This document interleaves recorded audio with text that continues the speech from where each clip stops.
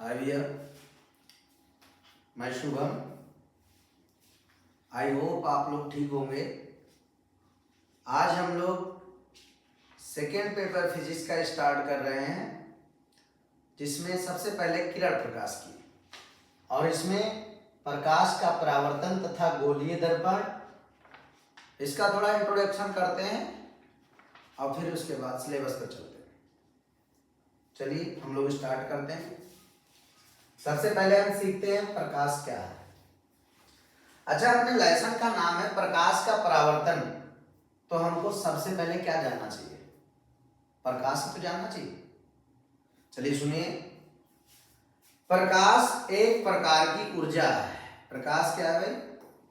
प्रकाश एक प्रकार की ऊर्जा है जो हमें दृष्टि संवेदना देती है। हमारी दृष्टि को क्या देती है? संवेदना। अच्छा, क्या कोई मुझे बताए प्रकाश वस्तु देखता है? नहीं, वस्तु को देखने का काम हमारी आंख करती है। फिर प्रकाश क्या करता है? प्रकाश हमारी आंखों को संवेदना देता है, जिसके कारण प्रकाश की उपस्थिति में हमारी आंखें क्या देख सकती हैं? वस्तु देख सकती है। जब भी कोई कहे कि किसी वस्तु को देखना है, तो किरण कहां से चलेगी? वस्तु से चलेगी। एक बात बिल्कुल याद रखें कि किरण कहां से चलती है भैया? वस्तु से चलती है। किरण हमेशा हमेशा वस्तु से चलती है। तो कहते हैं सर जी प्रकाश है क्या? तो प्रकाश एक प्रकार की ऊर्जा है जो हमारी दृष्टि को संवेदना देती है, जिसकी उपस्थिति में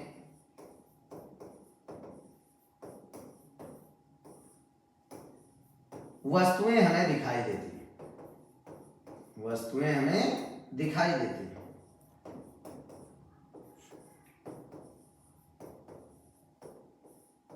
एक बात फिर से कंफर्म कर दें, प्रकाश वस्तु नहीं देखता है, देखती हमारी आंख ही है। लेकिन अगर प्रकाश नहीं होगा तो हम वस्तु को देख नहीं पाएंगे, कितना भी आप आंख लेके घूमें।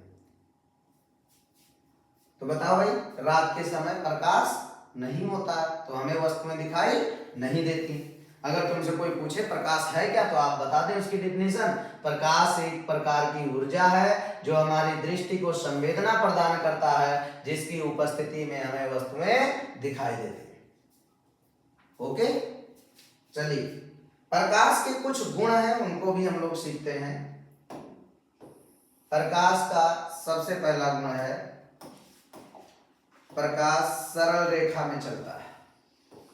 प्रकाश सरल रेखा में गमन करता है।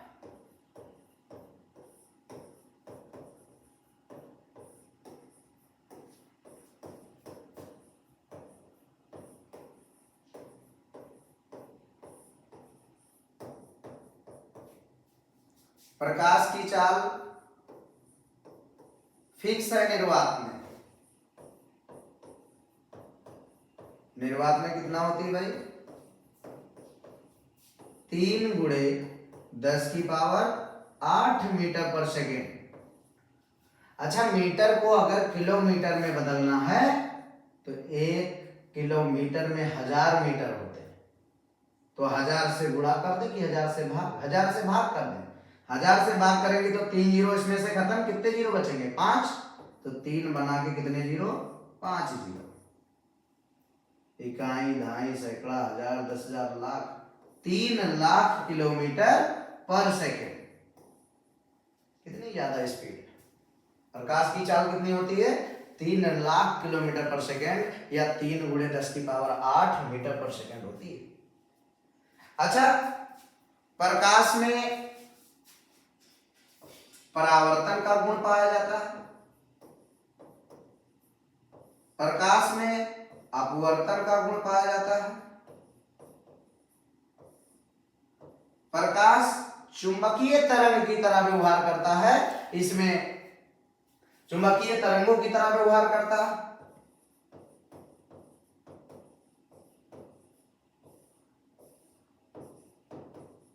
एंड सो ऑन, बहुत ज्यादा ऐसे इनकी बहुत प्रॉपर्टी है। आप ध्रुवण पढ़ेंगे, व्यतिकरण पढ़ेंगे, विवर्तन पढ़ेंगे, सब किसका पढ़ेंगे? प्रकाश के कारण पढ़ेंगे। तो ऐसे आप लिख सकते हैं, बहुत ज्यादा गुण इनके हैं, कुछ गुण आप बता देंगे। ये सब गुण किसके हैं? प्रकाश के, इसलिए इस टॉपिक का नाम प्रकाश का गुण है।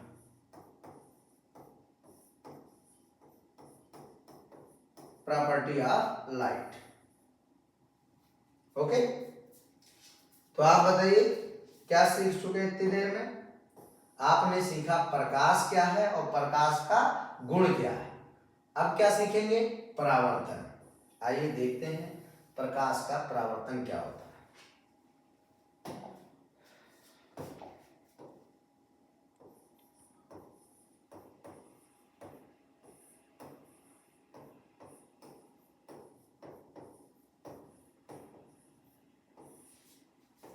Reflection of light.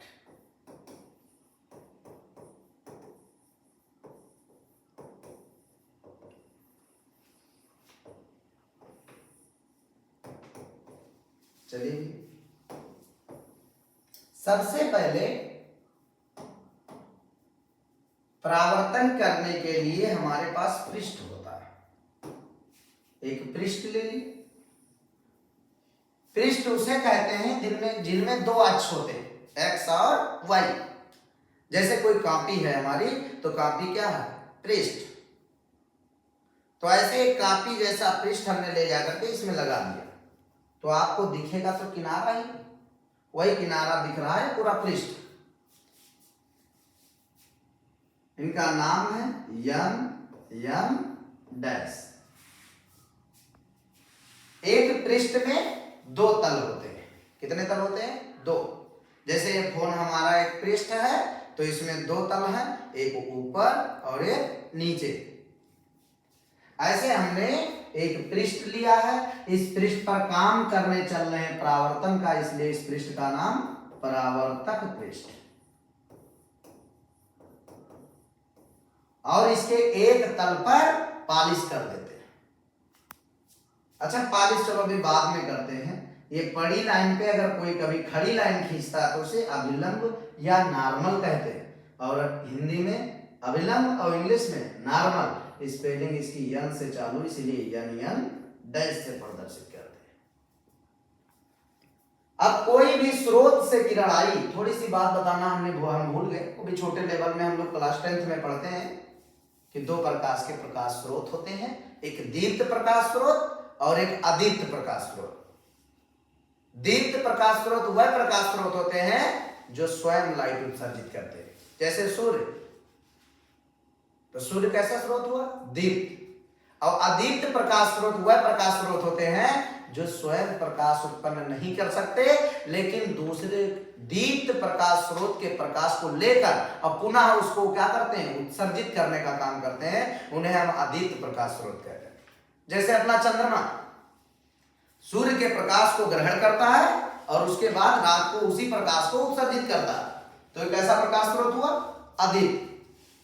तो किसी भी प्रकाश स्रोत से जब इसमें हम लाइट गिराएंगे तो आने वाली किरण का नाम क्या होगा भैया? आपतित किरण। कौन सी किरण?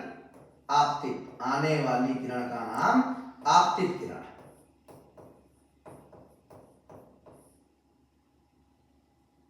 अच्छा, इन किरण को जाना चाहिए सीधे सीधे। अभी पालिश नहीं हुई तो जाएंगे भी सीधे सीधे, कोई दिक्कत नहीं। लेकिन हमने क्या किया? इसकी पृष्ठ पर पालिश लगा दिया है। देखिए, पालिश कर दिया हमने। लाल ऑक्साइड की पालिश करते हैं, ये पालिश लगा दी। पालिश का काम है किरण को जाने देना कि ना जाने देना? ना जाने देना। पालिश लग गई तो अब किरण उसको पार करके जा नहीं सकती।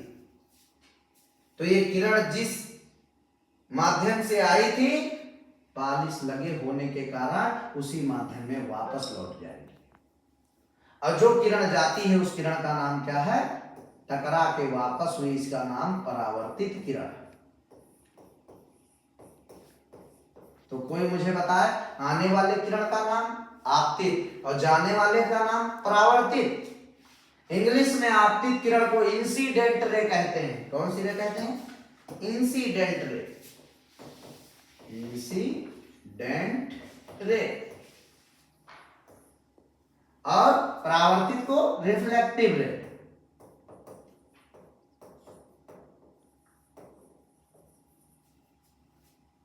ये आपतित किरण है, और ये कौन था भैया? अभिलंब। आपतित किरण और अभिलंब के बीच बने कोण को आपतन कोण कहते हैं, इसीलिए इसको आई से प्रदर्शित करते हैं, क्योंकि आपतन की इंग्लिश क्या है? इंसिडेंट। अच्छा, परावर्तित किरण और अभिलंब के बीच बने कोण को परावर्तन कोण कहते हैं। कौन सा कोण कहते हैं? परावर्तन कोण। इसकी स्पेलिंग आर से शुरू है, इसलिए इसको स्मॉल आर से प्रदर्शित करते हैं। तो प्रकाश का परावर्तन बिल्कुल आसान भाषा में है कि जब कोई किरण किसी चिकने और पॉलिशदार सतह से टकराती है तो अपने ही माध्यम में वापस लौट जाती है। वापस लौटने की इस घटना को प्रकाश का परावर्तन कहते हैं। प्रकाश के परावर्तन के दो नियम हैं, दोनों नियम फिक्स है। पहला नियम है, अच्छा मुझे बताइए कौन सी किरण है? आपतित किरण। तो यहां लिख देंगे आपतित किरण। अच्छा, ये कौन सी किरण है? परावर्तित किरण।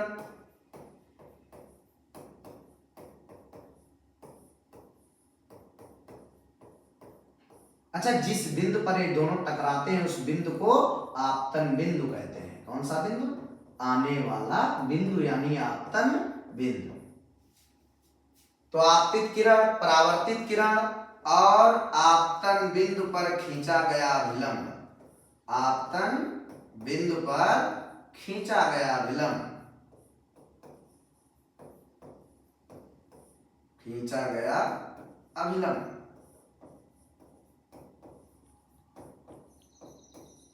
तीनों एक तल में होते हैं, सब एक तल में स्थित होते हैं।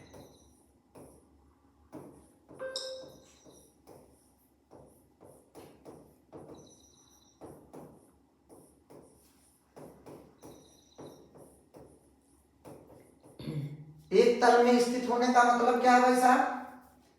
कि जैसे ये बोर्ड अपना एक पृष्ठ है जिसमें एक आगे तल है और एक पीछे तल।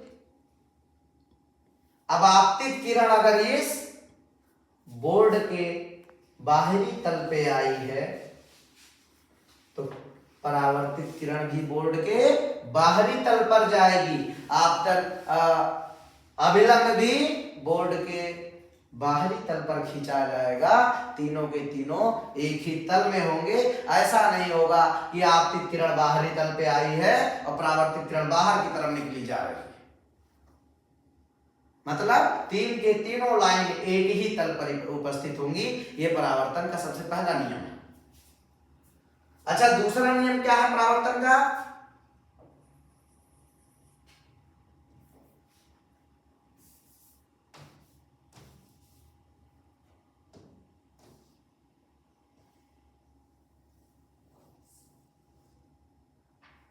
दूसरा नियम परावर्तन का सुनिए भैया।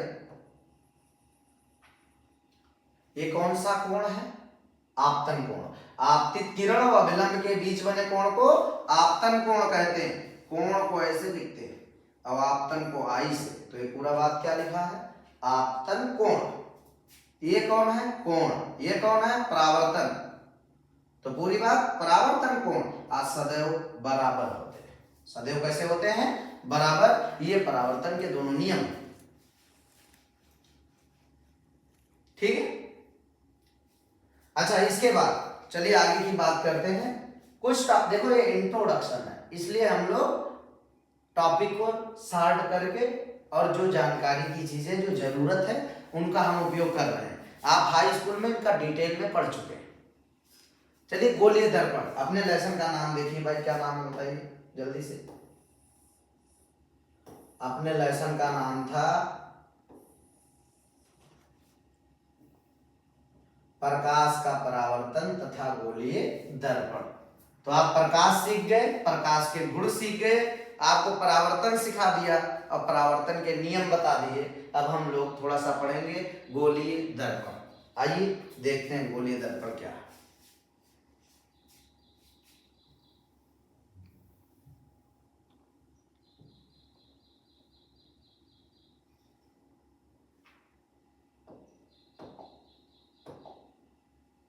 सबसे पहले दर्पण सीखेंगे और फिर गोलीय दर्पण।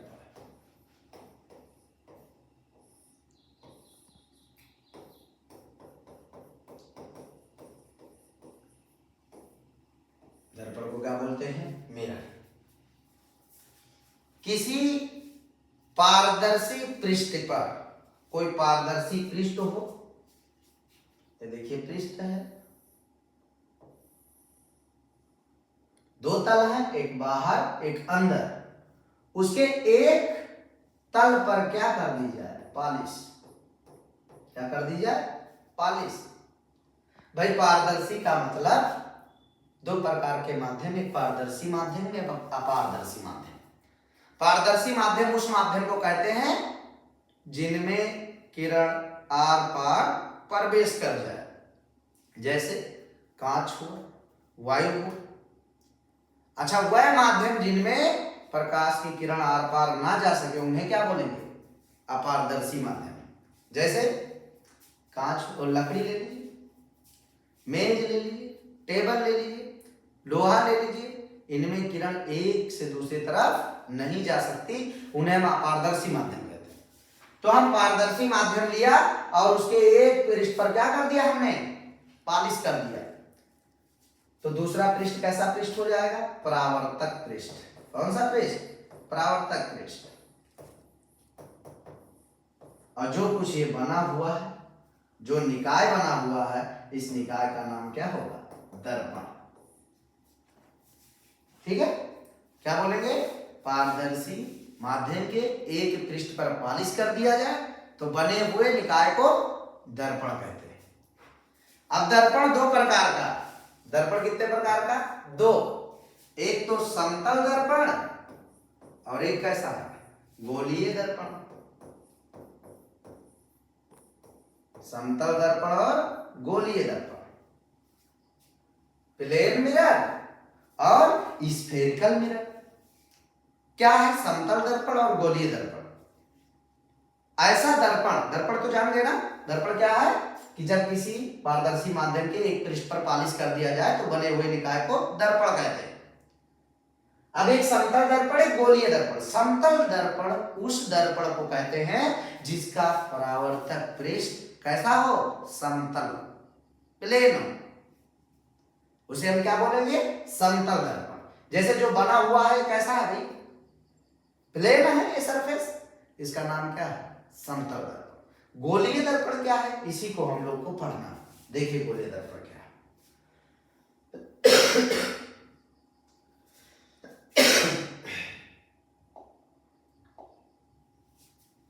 गोलीय दर्पण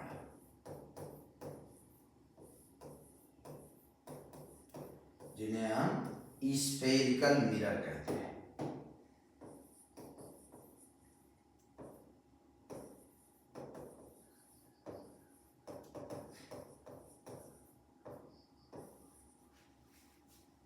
एक कांच का गोला ले लीजिए, कांच का गोला ले लिया, गोल कांच का टुकड़ा ले लिया, इसके अंदर वाले भाग को हमने काट के निकाल दिया, तो बोलो ये क्या चीज बना? किसी कांच का खोखला गोला। क्या बन गया भाई? कांच का खोखला गोला। अब कांच के खोखले गोले को हमने काट दिया। देखो भाई ये, ओके, कांच के खोखले गोले को क्या कर दिया? काट दिया। बताओ अब क्या बन गया?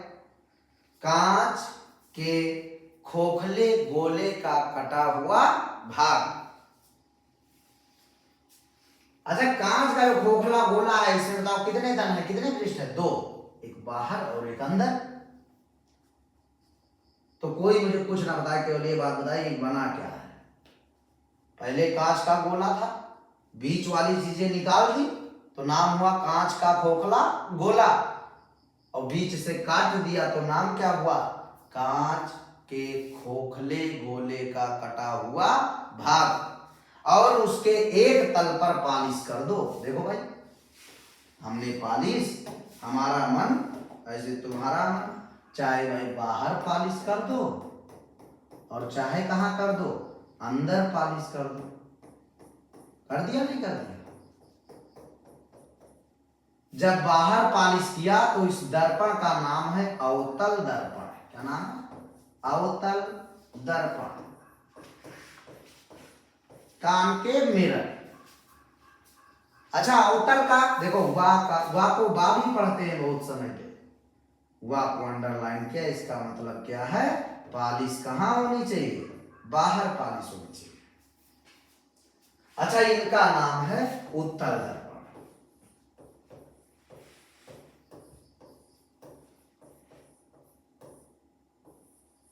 उत्तल दर्पण। जब एक आपको याद हो जाएगा, दूसरा ऑटोमेटिक याद हो जाएगा। अवतल में वाह है, ये बाहर पॉलिश, तो दूसरे वाले में कहाँ पॉलिश भैया? अंदर पॉलिश। इनका नाम है कॉन्वेक्स मिरर और इनका नाम कॉनकेव मिरर। तो बताओ, अवतल दर्पण कितने प्रकार का? दो। एक का नाम उत्तल दर्पण और एक का नाम अवतल दर्पण। कोई तुमसे परिभाषा पूछे कि अवतल दर्पण क्या है तो क्या बोलोगे? किसी कांच के खोखले कटे हुए गोले के बाहरी पृष्ठ पर पॉलिश कर दिया जाए तो बने हुए दर्पण को अवतल दर्पण कहते हैं, और अगर अंदर पॉलिश कर दी जाए तो बने हुए दर्पण को क्या कहेंगे? उत्तल दर्पण कहेंगे। चलिए, दर्पण से संबंधित कुछ बातें हैं, उनको भी आज हम सीखते हैं। दर्पण से संबंधित कुछ परिभाषाएं। ये देखिए, दर्पण है। ये क्या है बोलो? ये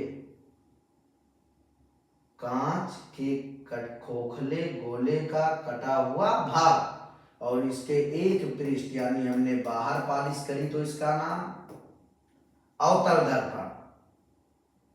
दर्पण का जो बीचों बीच बिंदु होता है, मध्य बिंदु, इसको हम ध्रुव कहते हैं। क्या कहते हैं? ध्रुव। ध्रुव को P से प्रदर्शित करते हैं, क्योंकि इंग्लिश में इनका नाम पोल होता है। P से प्रदर्शित करते हैं। इनका नाम दे देते हैं। ये जो दर्पण के सामने की जगह, ये जगह, इनको दर्पण का, घर के सामने जगह को द्वार कहते हैं। दर्पण के सामने जगह, इसके लिए नाम दर्पण का द्वारक। दर्पण का द्वारक।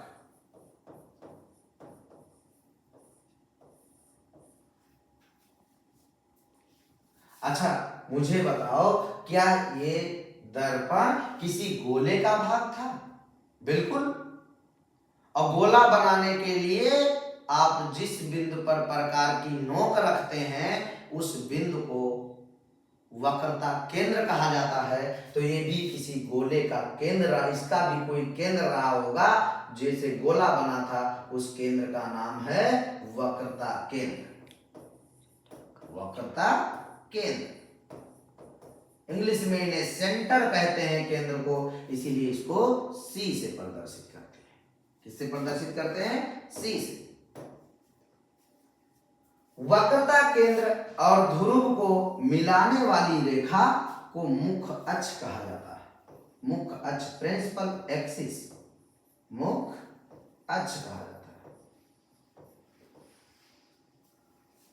बोलो भाई, इतनी बात हो पाएगी? चलिए, थोड़ी सी बात और सीखते हैं।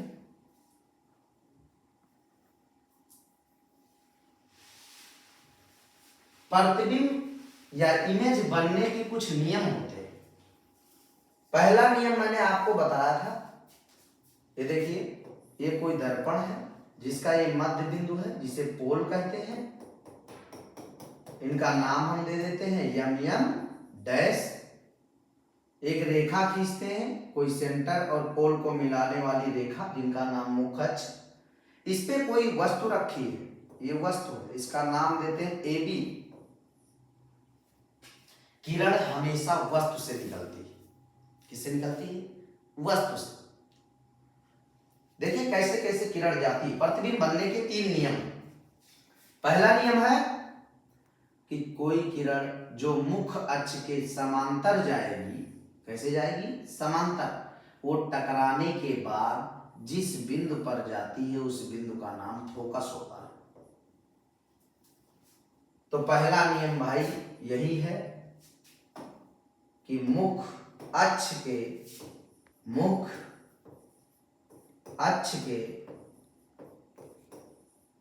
समांतर आने वाली किरण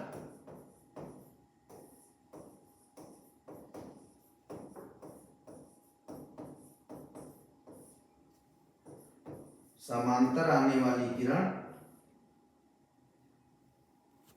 मुख्य अक्ष के समांतर आने वाली किरण परावर्तन के बाद फोकस से जाती है।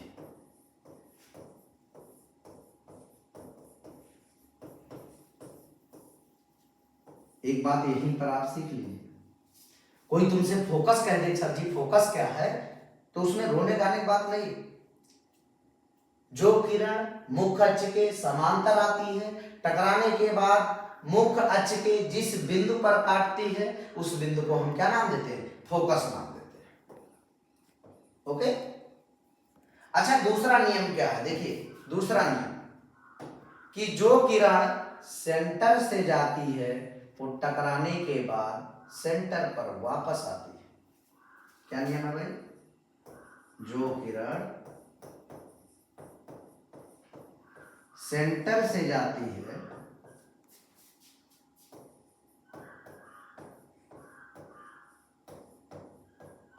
वह टकराने के बाद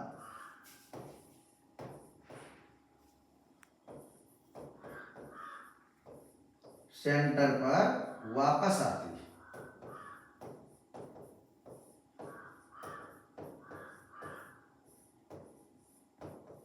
और तीसरा नियम याद करने की जरूरत नहीं है, जो किरण फोकस से जाएगी वो टकराने के बाद समांतर हो जाएगी। ओके। तीसरा नियम क्या है बताओ? जो किरण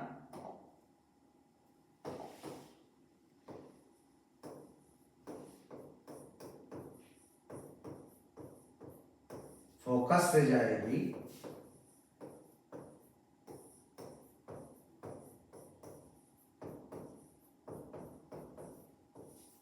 वह टकराने के बाद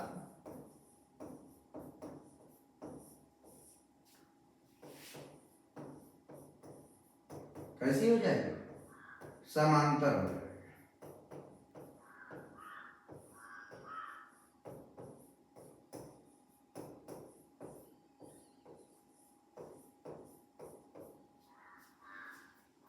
ठीक है, ये प्रतिबिंब बनने के नियम। आप ये भी जान गए। अच्छा, ये बात और सुनो, पास से प्रतिबिंब और पास से परावर्तित किरण। परावर्तित किरण जिस बिंदु पर मिलती हैं या मिलती हुई प्रतीत होती हैं, उस बिंदु को प्रतिबिंब कहा जाता है। आइए देखते हैं प्रतिबिंब कैसे बनते हैं। एक मिनट में।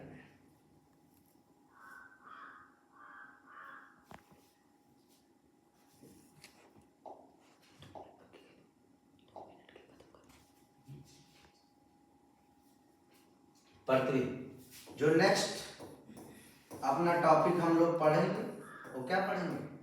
प्रतिबिंब। आई होप इमेज इनको बोलते हैं, आपको समझ आएगा। आप वीडियो रोक रोक कर देख सकते हैं। ये बेसिक है सेकंड पेपर का। और जिन्हें भी अनसॉल्व पेपर सॉल्व करना है वो सक्सेस पॉइंट आए, कर्नलगंज में कोचिंग सेंटर है, आपको अनसॉल्व पेपर सॉल्व कराया जाएगा। आज का दिन शुभ हो। मैं शुभम, सक्सेस पॉइंट टीम से।